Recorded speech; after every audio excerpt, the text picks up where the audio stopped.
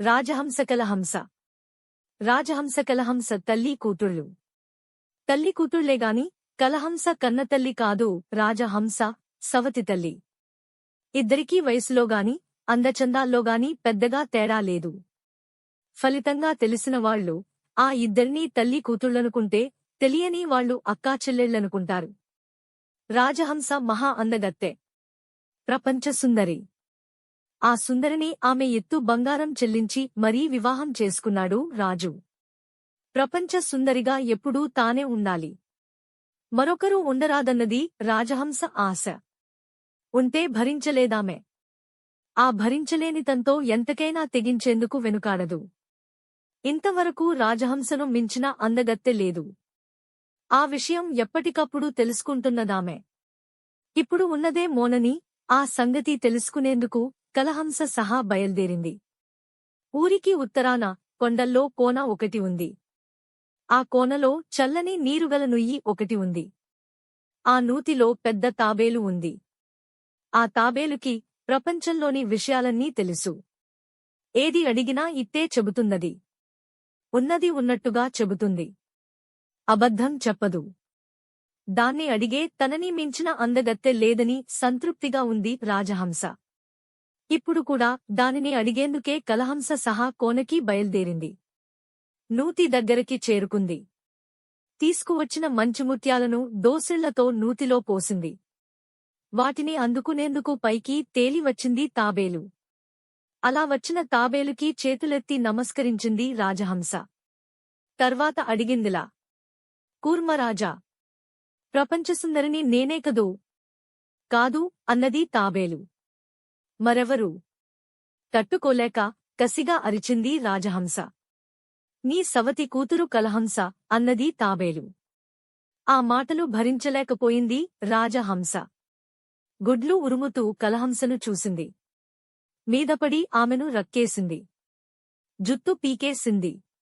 అలంకరణంతా చెరిపేసి ఆభరణాలన్నీ తీసేసింది. కోటకి పద చెబుతాను అన్నది. కలహంసను బరబరా ఈడ్చుకుని వచ్చింది. కోటలో బంధించిందామెను. రాత్రి ఏకాంతమందిరంలోనికి రాజు వస్తున్నాడని తెలిసి అనారోగ్యాన్ని నటించసాగింది. అమ్మో అబ్బో నాయనో అంటూ గుండెలు, గొంతు, కడుపు పట్టుకుని మెలికలు తిరగసాగింది. రాజు వచ్చి చూశాడామెను. బాధ్యతగా రాజవైద్యులను పిలిపించాడు. మహారాణిని పరీక్షించండి. ఎలాంటి చికిత్సకైనా వెనుకాడకండి అన్నాడు. పరీక్షించి చూశారు రాజవైద్యులు. రాజహంసలో ఏ అనారోగ్యమూ వారికి కనిపించలేదు. ఆ మాటే చెప్పారు రాజుకి. ముసలి వైద్యులు ఇలాగే చెబుతారు, వారి మాటలు నమ్మకండి మహారాజా. మన పెళ్లి కాక ముందు కూడా ఇలాగే నాకు అనారోగ్యం చేసింది. అప్పుడు మా వైద్యులు ఓ ప్రపంచ సుందరి గుండెను, కాలేయాన్ని కోసి తెచ్చి నా చేత తినిపించారు. అప్పుడు తగ్గింది. ఇప్పుడు ఆ ప్రయత్నం చేస్తే తప్పకుండా తగ్గుతుంది అన్నది రాజహంస. నిన్ను మించిన ప్రపంచసుందరి ఎవరు ఉన్నారు మహారాణి? అడిగాడు రాజు. ఉన్నది మహారాజా. ఎక్కడా? మన కోటలోనే. మన కోటలోనా? ఎవరు? ఆశ్చర్యపోయాడు రాజు. ఇంకెవరు? మన కలహంసే మహారాజా అన్నది రాజహంస. రాజు దిగ్భ్రాంతి చెందాడు. అయినా ఆ భావం భార్య గ్రహించకుండా జాగ్రత్త వహించాడు. నాకు కలహంస గుండెకాయ, కాలేయం కావాలి. తెచ్చి ఇవ్వండి మహారాజా. వాటిని తింటేనే నేను బతుకుతాను, లేదంటే మరణిస్తాను. మీకు నేను కావాలో, మీ కూతురు కావాలో మీరే తేల్చుకోండి అన్నది రాజహంస. సమాధానం లేదు రాజు దగ్గరనుంచి. చెప్పండి మహారాజా. ఈ అందాలరాశి మీకు అక్కరలేదా? ఆ కూతురే కావాలా? రెట్టించింది రాజహంస. నువ్వే కావాలి మహారాణి, నువ్వే కావాలి అన్నాడు రాజు. ఆనందించింది రాజహంస. కలహంసను ఎక్కడ బందీగా ఉంచింది అతనికి తెలియజేసింది. క్షేమంగా వెళ్ళి లాభంగా రండి అన్నది. రాజును పంపించింది అక్కడ్నుంచి. కలహంసను కలిశాడు రాజు. ఏడుస్తున్న కూతురిని ప్రేమగా దగ్గరకు తీసుకున్నాడు. కోనలో నూతి దగ్గర జరిగిందంతా కూతురు చెబితే అంతఃపురంలో జరిగిందంతా రాజు చెప్పాడు. మీ పిన్నికి తనని మించిన అందగత్తె ఈ ప్రపంచంలో ఉండకూడదమ్మా. అందుకే నీ చావును కోరుకుంటోంది అన్నాడు. అయితే నన్ను చంపేస్తావా నాన్నా? భయపడింది కలహంస. ఎంత మాట అన్నావమ్మా? కసాయివాడైనా కన్న కూతురిని చంపుకుంటాడా? చంపనమ్మా. నిన్ను చంపను. కాకపోతే నిన్ను చంపినట్టుగా పిన్నికి తెలియాలి. తెలియజేస్తాను అన్నాడు. సాలోచనగా చూశాడు. పరదేశపురాజు విక్రమసింహుడు, అతని కుమారుడు సూరసింహుడు గుర్తుకు వచ్చారతనికి. రాజుతో వియ్యం అందేందుకు విక్రమసింహుడు ఏనాటినుంచో ముచ్చటపడుతున్నాడు. కలహంస సూరసింహుల వివాహాన్ని ఆశిస్తున్నాడతను. ఇదే అదను అనుకున్నాడు రాజు. సూరసింహుణ్ణి రహస్యంగా పిలిపించాడు. ఎవరికీ తెలియకుండా అతనికి కలహంసను ఇచ్చి వివాహం జరిపించాడు. ఇద్దరినీ పరదేశానికి పంపించేశాడు. వారం రోజులైంది. తాను కోరినట్టుగా కలహంసను రాజు చంపినట్టు లేడు. చంపితే ఏనాడో ఆమె గుండెకాయ, కాలేయం తన చేతిలో ఉండేవి. లేవంటే చంపలేదు. తాత్సారం చేస్తున్నాడు. కన్న కూతురిమీద మమకారం చంపుకోలేకపోతున్నాడేమో అనుకుంది రాజహంస. అనారోగ్యాన్ని రెట్టింపుగా నటించింది. కలహంస గుండెకాయ, కాలేయం త్వరగా తీసుకురండి మహారాజా. ఈ బాధను నేను భరించలేకపోతున్నాను అంది. సరే అన్నాడు రాజు. మంత్రాంగం నెరపాడు. అనుకూలురైన ఇద్దరు భటుల్ని పిలిచాడు. అడవిలోకి వెళ్లి ఏదేని మేకను చంపి దాని గుండెకాయని, కాలేయాన్ని తీసుకుని రమ్మన్నాడు. వాళ్లు అలాగే చేశారు. మేక గుండెకాయను, కాలేయాన్ని రాజహంసకిచ్చాడు రాజు. అవి కలహంసవని ఏడుస్తూ నమ్మబలికాడు. సంతోషించింది రాజహంస. వాటిని తిని కోలుకున్నట్టుగా లేచి తిరుగాడసాగింది. సంవత్సరం గడిచింది. కోనలోని నూతి దగ్గరకు వెళ్ళింది రాజహంస. దోసిళ్లతో ముత్యాలు పోసి తాబేలుని పిలిచింది. వచ్చిందది. అడిగిందిలా, కూర్మరాజా, ప్రపంచసుందరిని నేనే కదూ? కాదు అన్నది తాబేలు. మరెవరు? తట్టుకోలేక కసిగా అరిచింది రాజహంస. నీ సవతి కూతురు కలహంస. కలహంస? ఆశ్చర్యపోయింది రాజహంస. అవును, కలహంసే. అదెప్పుడో చచ్చింది. దాని గుండెకాయ, కాలేయమూ నేనే తిన్నాను. నువ్వు తిన్నది కలహంసవి కావు, అడవి మేకవి తిన్నావు అన్నది తాబేలు. రాజహంస చేష్టలుడిగిపోయింది. కాస్సేపటికి తేరుకుంది. అడిగింది, అయితే కలహంస బతికి ఉన్నట్టే కదా? ఎక్కడ ఉన్నట్టు? పరదేశపు రాజు సూరసింహుణ్ణి పెళ్లి చేసుకుని సింహపురిలో ఉంటోంది. తాబేలు మాట పూర్తి కానేలేదు. చరచరా అంతఃపురానికి చేరుకున్నది రాజహంస. రమ్మని రాజుకి కబురు పెట్టింది. ఆనందిస్తున్నట్టుగా అంతఃపురంలోని దీపాలన్నీ వెలిగించింది. రాజుకోసం నిరీక్షించసాగింది. రాజు వచ్చాడు. దీపాల కొలువు చూసి సంతోషించాడు. ఎందుకింత ఆనందం దేవి? ప్రశ్నించాడు. నా కూతురు కలహంస బతికే ఉందట కదా, తెలిసింది. ఆ ఆనందాన్ని తట్టుకోలేకపోతున్నాను అన్నది. రాజుని కౌగిలించుకుని అతన్ని ముద్దులతో ముంచెత్తింది. కూతురు గుండెకాయ, కాలేయం తిన్న రాక్షసిని. అనారోగ్యం నుంచి కోలుకోవాలంటే తప్పదని తిన్నాను. తిన్నందుకు ఇన్నాళ్లు ఎంతగా మదనపడ్డానో మీకు తెలియదు. ఇవాళ తెలిసింది, నేను తిన్నది కలహంస గుండెకాయ, కాలేయం కాదని, అవి అడవి మేకవని. ఆనందించాను. మంచి పని చేశారు. మానసిక చికిత్సతో నన్ను మనిషిని చేశారు. మీ రుణం జన్మజన్మలకీ తీర్చుకోలేను అన్నది. తాను అప్పుడు అలా చేసినందుకు ఇప్పుడు గర్వించాడు రాజు. గుండెల నిండుగా ఊపిరి తీసుకున్నాడు. నేను నా కూతురిని చూడాలి. నా కలహంసను నేను తనివితీరా కౌగిలించుకోవాలి. సింహపురికి నేను వెళ్తాను, నాకు అనుమతి ప్రసాదించండి వేడుకుంది రాజహంస. అంగీకరించాడు రాజు. చాలా కానుకలిచ్చి పంపించాడు ఆమెను. రాజహంస బయల్దేరే ముందే వార్తావహుణ్ణి కూడా సింహపురికి పంపించాడు రాజు. కలహంసను చూసేందుకు రాజహంస వస్తున్నదని తెలియజేయమన్నాడతన్ని. అతను అలాగే చేశాడు. సింహపురికి రాజహంస వస్తున్నదని తెలిసి వజవజా వణికిపోయింది కలహంస. శూరసింహుడి గుండెల్లో తలదాచుకున్నది. ఎందుకు హంసా, ఇంతగా భయపడుతున్నావు? అడిగాడు శూరసింహుడు. తనకంటే అందంగా ఎవరు ఉన్నా మా పిన్ని సహించలేదు. వారి అంతు చూస్తుంది. అందుకే ఇప్పుడు ఇక్కడికి వస్తోంది. నాకు భయంగా ఉంది యువరాజా. మా పిన్ని నా ప్రాణాలు తీసేస్తుంది. నన్ను కాపాడండి యువరాజా, నన్ను కాపాడండి ప్రార్థించింది కలహంస. ఆలోచించాడు శూరసింహుడు. అత్తగారిని రావద్దని నిరోధించలేడు. బాగోదు కూడా. అలాగని భార్యను పణం పెట్టలేడు. బాగా యోచించాడతను. రాజమందిరంలో కలహంసను ఉంచి తలుపులు మూసుకోమన్నాడు. ఎవరెంత పిలిచినా తలుపులు తెరవద్దన్నాడు. రాజహంస అరచి గీపెట్టినా, తలుపులకు తల బాదుకున్నా తలుపు తెరచి బయట అడుగు పెట్టవద్దన్నాడు.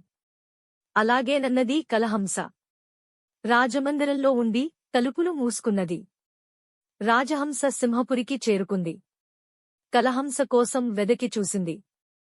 ఎక్కడా కనిపించలేదామె. ఆరా తీస్తే రాజమందిరంలో ఉన్నదని తెలిసింది. మూసిన మందిరం తలుపుల్ని తెరవమని ఒక్కసారి చూసి వెళ్తానని వేడుకుంది రాజహంస. అయినా తలుపులు తెరవలేదు కలహంస. కూర్మరాజు చెప్పింది విని కోపం పట్టలేకపోయాను. ఆనాడు నీ పట్ల చాలా అనాగరికంగా ప్రవర్తించాను, నన్ను క్షమించు కలహంస. ఒక్కసారి తలుపు తీయి. నిన్ను కళ్ళారా చూసి వెళ్తాను అన్నది రాజహంస. విషాదాన్ని ఒలకబోసింది. రుద్ధకంఠంతో గోల చేసింది. అయినా తలుపులు తెరవలేదు కలహంస. నీకోసం నీ తండ్రి ఎన్ని కానుకలు పంపించాడో చూడు. మణులు, మాణిక్యాలు, వజ్రాలు, వైడూర్యాలు. ఒక్కసారి తలుపు తీసి ఇవన్నీ తీసుకో. నా మాట విను, మా అమ్మవు కదూ, నా తల్లివి కదూ. కలహంస తలుపు తీయమ్మా ప్రాధేయపడింది రాజహంస. అయినా తలుపులు తెరుచుకోలేదు. కలహంస బయటికి రాదు. ప్రాణభయంతో తలుపులు తెరవదు. ఇప్పుడెలా? కోపంతో కను బొమ్మను సాగదీసింది రాజహంస. తలుపుల్ని పరిశీలనగా చూసింది. బీగం చెవి పెట్టే రంధ్రం తప్ప మరేమీ కనిపించలేదామెకు. ఇది చాలు అనుకున్నది. క్రూరంగా సన్నగా నవ్వుకున్నది. గొంతులో బాధను గుప్పిస్తూ ఇలా అన్నది రాజహంస. నిన్ను అంతం చేస్తానేమోనని నా మీద నీకు అనుమానం. నీ అనుమానాన్ని నేను కాదనలేను. ముందు అలాగే ప్రవర్తించాను, ఆ తప్పు నాదే. దానికి ఇది తగిన శిక్షే అంది రాజహంస. రాజమందిరం తలుపులకు తలబాదుకున్నది. తల బాదుకుంటున్న శబ్దాలు వినవచ్చి తల్లడిల్లింది కలహంస. కరిగింది. నువ్వు తలుపులు తీయొద్దు. నాకు కనిపించవద్దు. అంత దూరం నుంచి వారం రోజులు ప్రయాణం చేసి ఈ సింహపురికి చేరుకున్నాను, అందుకైనా జాలిపడి నేను చెప్పింది చెయ్యి తల్లీ అడిగింది రాజహంస. చెప్పు పిన్ని, ఏం చెయ్యను అడిగింది కలహంస. తలుపుకి బీగం చెవిపెట్టే రంధ్రం ఉంది కదా, అందులో నీ ఎడమచేతి చిటికెన వేలు పెట్టి చూపించు. ఆ వేలుని ముద్దాడి నాకింతే ప్రాప్తం అనుకుని వెళ్ళిపోతాను. ఆలోచించింది కలహంస. బీగం చెవి రంధ్రంలో చిటికెన వేలు పెడితే ప్రమాదం ఏమున్నది? ఏమీ లేదు. వేలు ముద్దాడి వెళ్ళిపోతానంటోంది పిన్ని. పాపం అనుకుంది. జాలి చెందింది. సరే పిన్ని, ఇదిగో వేలు పెడుతున్నాను చూడు అన్నది కలహంస. రంధ్రంలో వేలు పెట్టింది. సన్నగా నాజూగా మెత్తగా ఉన్న కలహంస వేలు బయటికి ఇలా వచ్చింది లేదో, దాన్ని అలా గట్టిగా పట్టుకుంది రాజహంస. పట్టుకుని ఆ వేలికి విషం పూసిన గుండుసూదిని గట్టిగా గుచ్చింది. అంతే. వేలు లాక్కుని విలవిల్లాడుతూ కలహంస మరణించింది. మందిరంలో ఉండి భార్య కలహంసను తలుపులు మూసుకోమన్నాడు శూరసింహుడు. రాజహంస వచ్చి అరచి గీపెట్టినా తలుపులు తెరవద్దని చెప్పాడు. వేటకి వెళ్ళిపోయాడు. పల్లెల్లో పశుసంపదను వన్యమృగాలు పొట్టన పెట్టుకుంటున్నాయంటే అతనికి వేట తప్పని సరైంది. వేటాడి వేటాడి అలసిపోయాడు. సూర్యాస్తమయం అయిందప్పటికి వెను తిరిగాడు. పరుగు పరుగున రాజమందిరానికి చేరుకున్నాడు. రాజహంస రాకపోకల గురించి తెలుసుకున్నాడు. ఆమె మందిరం తలుపులు తెరవమని నెత్తీనోరు మొత్తుకున్నదని, అయినా యువరాణి కలహంస తలుపులు తెరవలేదని చెప్పారు పరిచారికులు. సంతోషించాడు శూరసింహుడు. వెళ్ళి తలుపు తట్టాడతను. కలహంస, నేను శూరసింహుణ్ణి, తలుపు తీయి అన్నాడు. తలుపు తెరుచుకోలేదు. మళ్ళీ తట్టాడు శూరసింహుడు. కలహంస, నేను శూరసింహుణ్ణి, తలుపు తెరు అన్నాడు. అయినా తలుపు తెరుచుకోలేదు. తలుపుల్ని ఈసారి గట్టిగా తట్టాడు శూరసింహుడు. కలహంస, కలహంస అని కేకలేశాడు. అయినా తలుపులు తెరుచుకోకపోవడంతో అనేక అనుమానాలు పొడచూపాయి అతనికి. తలుపుకి ఉన్న బీగం చెవిపెట్టే రంధ్రం కేసి చూశాడు శూరసింహుడు. కన్ను అక్కడ పెట్టి మందిరంలోనికి చూపు సారించాడు. లోపల కలహంస అచేతనంగా పడి ఉంది. ఆందోళన చెందాడతను. కలహంస అని అరుస్తూ మందిరం తలుపుల్ని గట్టిగా కొట్టాడు. శక్తిని అంతా కూడదీసి తలుపుల్ని నెట్టాడు. పదేపదే తలుపుల్ని కొట్టడంతోనూ, బలంగా వాటిని నెట్టడంతోనూ తలుపులు తెరుచుకున్నాయి. లోనికి ఒక్క ఉదుటన ప్రవేశించి, ఎలాంటి కదలికా లేక, నేలమీద పడి ఉన్న కలహంసను చూశాడు శూరసింహుడు. ఒడి లోనికి తీసుకున్నాడామెను. కలహంస కలహంస అని కలవరించాడు. ఆమె బుగ్గలు చరిచాడు. చెవిలో గట్టిగా అరిచాడు. కదలిక లేని కలహంసను చూసి కన్నీరు పెట్టుకున్నాడు. రాజవైద్యులను కేకేశాడు. వచ్చారు వారు. కలహంసను పరీక్షించారు. చిత్రంగా ఉంది యువరాజా. మనిషిలో జీవకళ కొట్టొచ్చినట్టుగా ఉంది. కాని కదలిక లేదు. సన్నగా ఊపిరి ఆడుతున్నట్టుగా ఉంది. కాని జీవించి ఉన్నట్టు కాదు అన్నారు రాజవైద్యులు. ఈ స్థితిని మీ పరిభాషలో ఏమంటారు అడిగాడు శూరసింహుడు. మూర్ఛన నిద్ర అంటారు అన్నారు. అర్థం కానట్టుగా చూశాడు శూరసింహుడు. ఎన్నేళ్లైనా ఇలాగే ఉంటారు యువరాజా. అదృష్టం బాగుంటే ఎప్పటికైనా మెలకువలోకి వచ్చే అవకాశం ఉంది. అలాగే ఆ నిద్రలోనే చనిపోయే అవకాశం కూడా లేకపోలేదు అన్నారు రాజవైద్యులు. బాధగా కళ్ళు మూసుకున్నాడు శూరసింహుడు. ఒక పని చేయండి యువరాజా. ఈ మందిరంలోనే యువరాణిగారిని ఇలాగే ఉంచండి. ఎలాంటి అంతరాయాలు కలుగకుండా ఉండేందుకు తలుపులకు తాళం పెట్టండి. అప్పుడప్పుడు మీరే తలుపులు తెరిచి యువరాణిగారిని గమనిస్తూ ఉండండి చెప్పారు రాజవైద్యులు. వారు చెప్పినట్టుగానే కలహంసను మందిరంలోనే ఉంచి తలుపులకు తాళం వేశాడు శూరసింహుడు. వారానికి 10 రోజులకి వెళ్లి పరిశీలించసాగాడు. ఎలాంటి మార్పు కలహంసలో కనిపించేది కాదు. దుఃఖించి వెనుతిరిగేవాడు. అలా 6 నెలలు గడిచాయి. ఒకనాడు కొడుకు శూరసింహుణ్ణి తండ్రి వీరసింహుడు చేర పిలిచాడు. అనారోగ్యంతో ఉన్నాడతను. చెప్పాడిలా. రాజవంశం అంకురించాలిగాని అంతరించకూడదు. నా బాధను అర్థం చేసుకో, నువ్వు మళ్లీ పెళ్లి చేసుకో. సమాధానం లేదు శూరసింహుని నుంచి. రేపు కలహంస బతికితే రాజుగారికి 2 భార్యలు, మన దురదృష్టం కొద్దీ ఆమె మరణిస్తే దైవలీలను మనం కాదనలేం. ఇందులో కలహంసకు నువ్వు చేసిన అన్యాయం ఎంత మాత్రమూ లేదు. ఆలోచించు. నన్ను తాతని చెయ్యి. ఈ వంశాన్ని నిలబెట్టు అన్నాడు వీరసింహుడు. ప్రార్థిస్తున్నట్టుగా శూరసింహుని చేతులు పట్టుకున్నాడు. తప్పదనుకున్నాడు శూరసింహుడు. రెండో వివాహానికి అంగీకరించాడు. రాజ్యంలోని పేద రైతు పిల్లను పెళ్లి చేసుకున్నాడతను. ఆమె పేరు కస్తూరి. రాచకన్యలు ఎందరు ఉన్నా రైతు పిల్లను శూరసింహుడు పెళ్లి చేసుకోవడంలో ఒక విశేషం ఉంది. కస్తూరికి పక్షులంటే చాలా ప్రేమ. అడవికి సమీపంగా తల్లిదండ్రుల సహా నివసిస్తూ చిలకలను చేరదీయడం కస్తూరికి సరదా. వాటికి మాటలు నేర్పడం మహదానందం. ఓసారి చిలకలకి మాటలు నేర్పుతోందామె. ఆనందిస్తూంది. కస్తూరి అని తన పేరును పలకమంటోంది. పలుకుతోంది చిలక. అంతలో విసురుగా వచ్చి ఘాటంగా నాటుకున్న బాణానికి విలవిల్లాడుతూ ప్రాణాలు విడిచింది ఓ చిలక. ఎవరీ పాపానికి ఒడిగట్టారు? నా చిలకను చంపిందెవరు అని గగ్గోలు చేస్తున్న కస్తూరి ముందు తల వంచుకుని నిల్చున్నాడు శూరసింహుడు. ఇది ప్రమాదవశాత్తు జరిగింది. అయినా తప్పు తప్పే. చేసిన తప్పుకి శిక్ష విధిస్తే అనుభవించేందుకు నేను సిద్ధంగా ఉన్నాను అన్నాడు సూరసింహుడు. ప్రాణాలు విడిచిన చిలకను, కన్నీరు మున్నీరవుతున్న కూతురిని చూశాడు తండ్రి. చేసిన పాపానికి ప్రాయశ్చిత్తంగా నా కూతురిని నువ్వు పెళ్లి చేసుకో. కాదంటే ఆ అమాయకు రాలి కన్నీటికి ఆహుతి అయిపోతావు అన్నాడు. పేదరైతు ఆగ్రహం, అభ్యర్థనలా వినవచ్చింది. అందుకు అంగీకరించాడు సూరసింహుడు. తప్పు అయ్యా. ప్రమాదవశాత్తు జరిగింది అంటున్నాడు యువరాజు. దానికింత శిక్ష తగదు అంది కస్తూరి. ఆమెను వివాహం చేసుకోవడం శిక్ష ఎందుకవుతుంది? ఎలా అవుతుంది? పేద రైతుపిల్ల అయితే మాత్రం రాచరికానికి తగదా? అనుకున్నాడు సూరసింహుడు. సన్నగా నవ్వుకున్నాడు. కస్తూరికి నచ్చజెప్పాడు. వివాహానికి ఒప్పించాడు ఆమెను. పెళ్లి చేసుకున్నాడు. పెళ్లి అయిన కొద్ది రోజులకే అంతఃపురాన్ని చక్కదిద్దే బాధ్యత స్వీకరించింది కస్తూరి.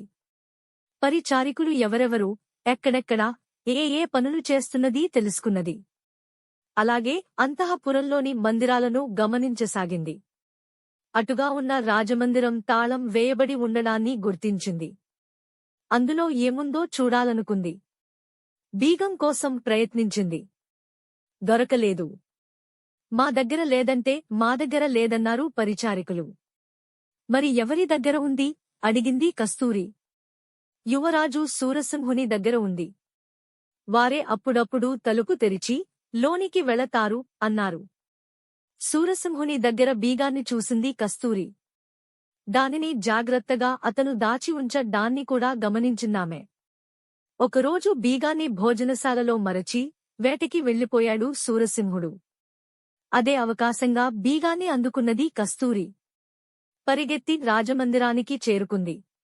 తాళం తీసింది, తలుపులు తెరచి లోనికి వెళ్ళింది. అక్కడి దృశ్యాన్ని చూసి ఆశ్చర్యపోయింది. అందానికి అందం, గొప్ప సౌందర్యరాశి, మహా అందగత్తె కలహంస కదలిక లేకుండా పడి ఉండడాన్ని గమనించింది కస్తూరి. ముఖంలో జీవకళ ఉంది. గుండె ఆడుతోంది. చెవిపెట్టి ఆ శబ్దాన్ని విన్నదామె. బతికి ఉంది. కాకపోతే చలనం లేదు. ఏమై ఉంటుంది? ఏం జరిగింది? ఆలోచిస్తూ కలహంసను నఖశిఖపర్యంతం పట్టి పట్టి చూసింది కస్తూరి. చేత్తో శరీరాన్ని సున్నితంగా నిమురుతూ పరీక్షించింది. కలహంస ఎడమ చేతి చిటికెన వేలుకి ఏదో బొడిపెలా ఉండడాన్ని చూసి దానిని తన కుడిచేతి చూపుడు వేలు, బొటన వేళ్లతో బలంగా బయటికి లాగివేసింది. ఎప్పుడైతే గుండుసూది కలహంస చేతినుంచి బయటపడిందో ఆ మరుక్షణంలో ఆమె ఒక్క దగ్గుదగ్గి నిద్రలోంచి మేల్కొన్నట్టుగా లేచి కూర్చుంది. ఎదురుగా ఉన్న కస్తూరిని చూసి విస్తుపోయింది. ఎవరు నువ్వు? అడిగింది. నా పేరు కస్తూరి అంటూ తనకి, సూరసింహునికి జరిగిన వివాహం గురించి వివరంగా తెలియజేసింది కస్తూరి. అలాగే తన పేరు కలహంస అంటూ సవతితల్లి రాజహంస గురించి, తాబేలు గురించి, తన చిటికెన వేలులో గుచ్చిన గుండుసూది గురించి అన్నీ వివరించింది కలహంస. అక్క అంటే చెల్లి అనుకున్నారు. ఒకరిని ఒకరు గట్టిగా కౌగిలించుకున్నారు. సాయంత్రం మందిరానికి చేరుకున్న సూరసింహునికి కలహంసను చూపించి కలకలమని నవ్వింది కస్తూరి.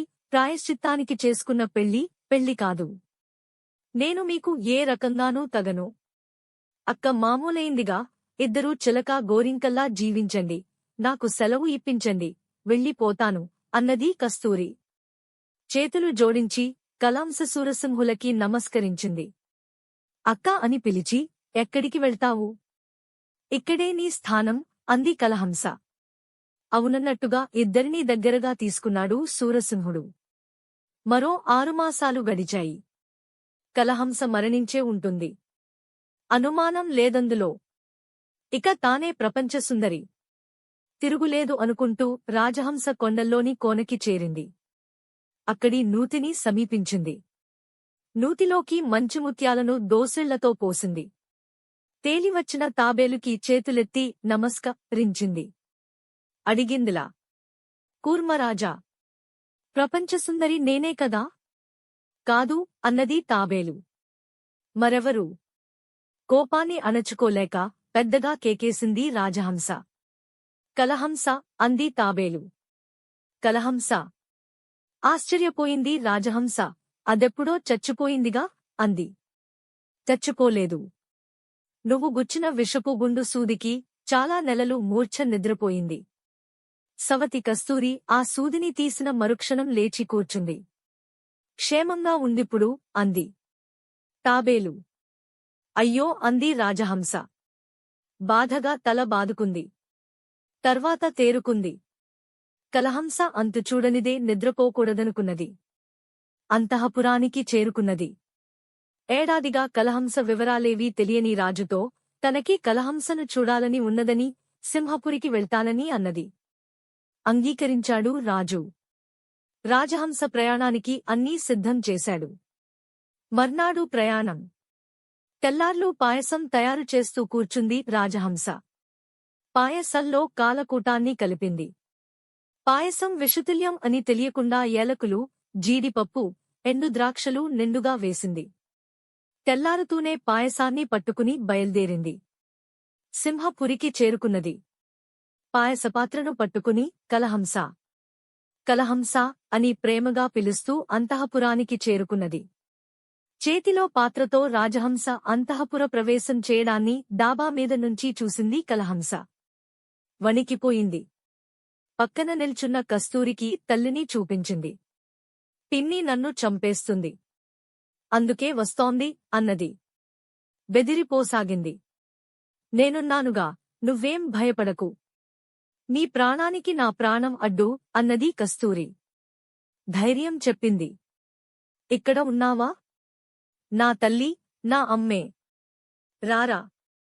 నీకోసం పాయసం చేసి తీసుకువచ్చాను అంటూ డాబా మీదికి వచ్చింది రాజహంస. దగ్గరగా కలహంసను తీసుకుని ఆమె చేత బలవంతంగా పాయసాన్ని తాగించే ప్రయత్నం చేసింది.